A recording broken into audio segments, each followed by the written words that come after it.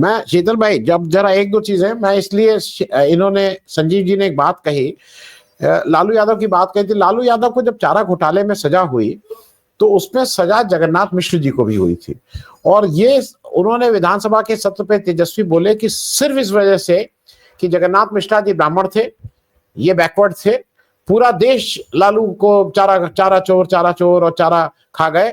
जगन्नाथ मिश्रा पे आपने कहीं कोई इस तरह की टिप्पणी नहीं सुनी होगी, मतलब जनरली वो नैरेटिव में नहीं है कि जगन्नाथ मिश्रा भी उसी उसमें उनको भी सजा हुई थी। एक तो ये बात। दूसरा, मैं इसलिए आपसे पूछ लूं, ये हत्या का मुकदमा चलता है, जो जिसने रेप किया, मारा, आपको क्या नहीं कभी कभी लगता है कि डॉक्टर साहब लोग आज की तारीख में आप जाइए तो आपसे इतने पर्चे भरवाते हैं कि हम कोई भाई नहीं लेंगे, डॉक्टर साहब यहाँ बैठे हैं माफी के साथ, इतने पर्चे भरवाए जाते हैं, हर इंजेक्शन से पहले एक पर्चा भरवाया जाता है कि मेरी कोई जिम्मेदारी नहीं, मेरी कोई जिम्मेदारी नहीं। लेकिन जब आप भर्ती नहीं कर रहे हैं तो ये जिम्मेदारी किसकी है? तो आपको शीतल जी कभी कभी नहीं लगता है कि ये जो लार्जर एफआईआर हो उसमें इस तरह का, और खास करके उस लड़की के साथ अगर हुआ और रेप विक्टिम के साथ अगर हो रहा है, तो इस पे कहीं ना कहीं सरकार को भी जगने की उम्मीद है, क्योंकि किसी को इसकी चिंता नहीं है, जैसे चल रहा है चलने दो टाइप है। शीतल जी। देखिए, हमारे यहाँ समस्या ये है कि वो तो इशू है जो आपने बताया, उसमें तो कोई शक ही नहीं है, उसमें कोई कुछ परिवर्तन हो रहे हैं, लेकिन अभी परिवर्तन और लोगों के बीच सामंजस्य में बहुत दूरी है, और नहीं लगता कि सदियां लगेंगी, कि कितना दशक लगेंगे, कब हम लोग एक सामान्य समाज के रूप में बदल पाएंगे। क्योंकि अभी जो आंकड़े हैं वो सब बहुत ही डराते हैं। उत्तर प्रदेश इस मामले में, बिहार पता नहीं कैसे आंकड़े मैनेज कर लेता है या क्या है, लेकिन बिहार के आंकड़े उतने बुरे नहीं जितने हमारे प्रदेश उत्तर प्रदेश के। उत्तर प्रदेश, मध्य प्रदेश और राजस्थान देश भर में होने वाले 90% दलित विरोधी अत्याचारों के लिए रिकॉर्ड पे आते हैं। 22 के आंकड़े हैं, उसके बाद अभी डिटेल आए नहीं। उसके अनुसार सबसे ज्यादा तो उत्तर प्रदेश में है। तो और दूसरे, इन सभी जगहों पर जो सामाजिक अध्ययन जितने भी हैं, अब तो बहुत सारे अध्ययन बंद हो गए हैं, बहुत सारे एनजीओ वगैरह जो करते थे उनके पास फंड्स नहीं है, तो ये सब, इनकी भी स्कार्सिटी हो गई है। लेकिन इसके बावजूद ये घटनाएं इतना चीख चीख के बोलती हैं कि सब जगह से आ जाती हैं।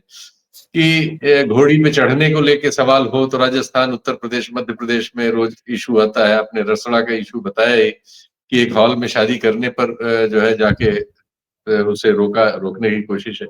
ये जो सामंतवादी वृत्ति है, ये अभी भी 77-78 साल बाद, आजादी के बाद, संविधान की स्थापनाओं के लागू होने के बाद भी अगर कायम है, तो इसके लिए निश्चित तौर पर हमारा जो राजनीतिक परिदृश्य है, राजनीतिक नेतृत्व है, वो चाहे जिस दल में हो, सब लोग मिलजुल के इसके लिए जिम्मेदार है।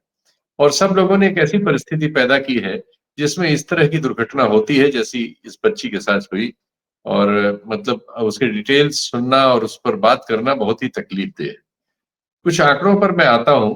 बिहार में डॉक्टर्स का जो शॉर्टफॉल है वो करीब 58% है। सरकारी अस्पतालों में 58% डॉक्टर्स की कमी है। और इसमें सबसे ज्यादा सीएचसी और पीएचसी होते हैं, जो मतलब गांव में, ग्रामीण और अर्ध ग्रामीण क्षेत्रों के जो अस्पताल हैं, वहां दो बीमारियां हैं। एक तो पहले तो नियुक्ति बहुत कम होती है, उसमें आधे से ज्यादा जगह खाली होती हैं। जो लोग नियुक्त होते हैं वो भी वहां जाते नहीं, उनका एब्सेंटिज्म की एक समस्या होती है जो 40% से 60% तक है। तो ये बहुत बड़ी समस्या है, लगातार चली आ रही है। और हमारे यहाँ उत्तर प्रदेश में तो सबसे भयानक है। उत्तर प्रदेश की स्वास्थ्य सेवाएं तो मतलब बहुत, हालांकि चर्चा ज्यादा बिहार की इस बच्ची की वजह से हो रही है, यहाँ 80% तक हमारे यहाँ पीएससी और सीएससी में डॉक्टर्स नहीं। 80%। अभी 23 में कुछ डॉक्टर्स 700-800 भरे गए थे, बाकी सब खाली है। और स्पेशलिस्ट डॉक्टर्स वगैरह का और इन सब का तो एकदम अकाल है। आप दावे कर रहे हैं कि आप तमाम एम्स खोल रहे हैं, मेडिकल कॉलेज बना रहे हैं। अरे भाई, डॉक्टर कहाँ है? बिल्डिंग थोड़ी इलाज करेंगी, इलाज तो डॉक्टर करेंगे। तो डॉक्टर तो है नहीं, और डॉक्टर आप तैयार नहीं कर रहे हैं जरूरत के हिसाब से। इतनी बड़ी शॉर्टेज में क्या होता है कि सभी जगहों पे एक ट्रेंड है कि एक आध बड़ा अस्पताल पूरे प्रदेशों में होता है, जो राज्य मुख्यालयों पे होता है, जो वीआईपी सर्विस में ही ज्यादातर खर्च होता रहता है। उसी में सब जगह से रेफर किए जाते हैं, जिलों से, हर जगह, उत्तर प्रदेश, बिहार, राजस्थान, सब जगह के ट्रेंड। और जब वहां रेफर करके केसेस जाते हैं, वहां इतना चूंकि कम स्टाफ और भीड़ ज्यादा होती है और वीआईपी प्रेशर रहता है और ताकतवर हमारा जो समाज में सामंती ढांचा है उसका प्रेशर अलग रहता है, कनेक्शन का प्रेशर रहता है, तो इसमें सामान्य आदमी का तो कोई मतलब ही नहीं। वो दलित हो, गरीब हो, आदिवासी हो तो उसका बिल्कुल भी मतलब नहीं। जिसका कनेक्शन नहीं है उसको सामान्य सुविधा नहीं मिल सकती। और ऐसे असाधारण कठिनाई के मामलों में जैसा ये है जिसमें तुरंत अटेंशन होना चाहिए, वो भी उपेक्षित रह के इसी तरह के नतीजों को हमारे यहाँ दे रहे हैं। ये इकलौता नहीं है और आखिरी भी नहीं है, कुछ इससे बदल जाएगा मुझे कोई उम्मीद नहीं है। संजीव कह रहे हैं, ठीक कह रहे हैं कि इस्तीफा वगैरह होना चाहिए, लेकिन अब तो हम ऐसे दौर में हैं जिसमें अब इन चीजों का भी कोई मतलब ही नहीं रह गया और कोई इसको फील ही नहीं करता। कितने बड़े से बड़ा कांड हो जाए उसको सबको एक सिस्टम बन गया जो ये कहता है कि मैनेज कर लिया जाए, और मैनेज कर लेते हैं लोग। तो जो कुछ भी थोड़ा सा मुझे लगता है भी 2-3 दशक पहले उत्तर प्रदेश, बिहार वगैरह में एक सामाजिक परिवर्तन की एक रूपरेखा सी बनना शुरू हुई थी, लग रहा है अब हम वापसी की ओर जा रहे हैं फिर से। वो चीजें जितनी विभत्स थी पहले, अब फिर से वैसी ही विभत्स होती नजर आ रही सब जगह, और बहुत ही खराब है ये सब। लेकिन एक तरह से आप कह सकते हैं कि हम रिवाइवलिज्म हो रहा है फंडामेंटलिज्म का, और मतलब सब गलत चीजों का हर तरह से, और बहुत जरूरी चीजों पर कुछ नहीं हो पा रहा है, जैसा इन आंकड़ों से स्पष्ट है। मैं शीतल जी, जो आज जो बेसिक बहस है वो जो संजीव जी कह रहे हैं कि भाई हम सब लोग शर्मिंदा हैं, ये भी शर्मिंदा, हम सब शर्मिंदा हैं किसको, लेकिन जो बेसिक मामला ये है कि वो जो जात है वो हमारे यहाँ बहुत सी चीजें तय करती है कि आपको कौन सी शिक्षा मिलेगी, आपको कौन सा चिकित्सा मिलेगी, आपको गार्ड ऑफ ऑनर मिलेगा कि नहीं मिलेगा, आपको प्रोटोकॉल मिलेगा कि नहीं मिलेगा, आपको शादी में आप वो ले सकते हैं। ये जात व्यवस्था है जिसको, और केवल इसी का सजा उस लड़की ने अपनी जान देके भुगता, उस बच्ची ने जो हुआ। शीतल जी, एक क्लोजिंग कमेंट बस खत्म करना है। नहीं, इसमें तो बिल्कुल भी संदेह नहीं है। दुर्भाग्यपूर्ण ये है कि ये और कट्टरता प्राप्त कर रही है, और ये जो कुछ आपने बताया चीफ जस्टिस के बारे में, ये सिर्फ मुख्यमंत्री तक सीमित नहीं होगा। बिल्कुल इसमें तो केंद्रीय स्तर पर भी बातचीत हुई होगी, क्योंकि वो 6 महीने के लिए ही है, उसमें अब 2 महीने गर्मी की छुट्टी हो गई, तो बेचारे 4 महीने ही मुश्किल से है। और उनके बहुत सारे फैसले, बहुत सारे उनके स्टैंड ऐसे हैं जो इस सरकार को पसंद नहीं होंगे, नहीं हुए रहे होंगे, पहले भी हम लोगों ने देखा है। तो वो उनको एक मैसेज देते हैं कि हम एग्जीक्यूटिव हैं और हम ये सब आपके साथ कर सकते हैं। तो ये उन्होंने किया, और ये पहली बार नहीं, अनेक बार हुआ है। राष्ट्रपति साहब को, जो हमारे इसके पहले थे, एक मंदिर में जाने से रोक दिया गया था, तो ये ऐसे ही थोड़ी हुआ था।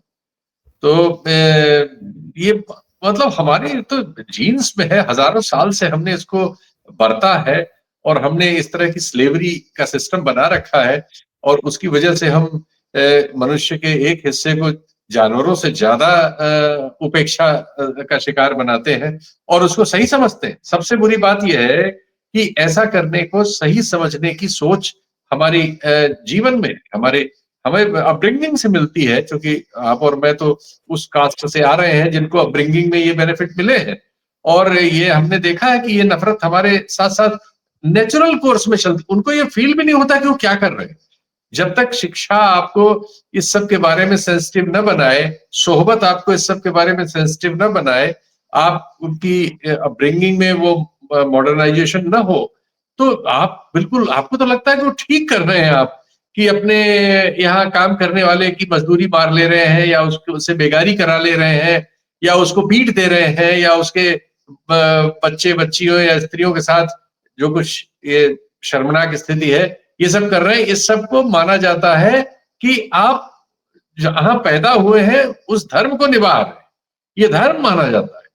तो हम एक अजीब स्थिति में है, क्योंकि दुनिया और समाज ने और इस पिछली सदी ने जो दुनिया को सिखाया बहुत बड़े स्तर पर, वो सदी के आखिर से, और अब इस सदी में तो लगातार, ये सिर्फ भारत में ही नहीं हो रहा है, सब जगह हो रहा है, लेकिन भारत में ये विशेष है क्योंकि ऐसा क्लिष्ट और ऐसा खतरनाक और इतना मतलब व्यापक कोई सिस्टम दुनिया में नहीं है। चाहे रंग भेद हो, नस्ल भेद हो, ये जितने भी हैं सब इसके सामने बौने हैं।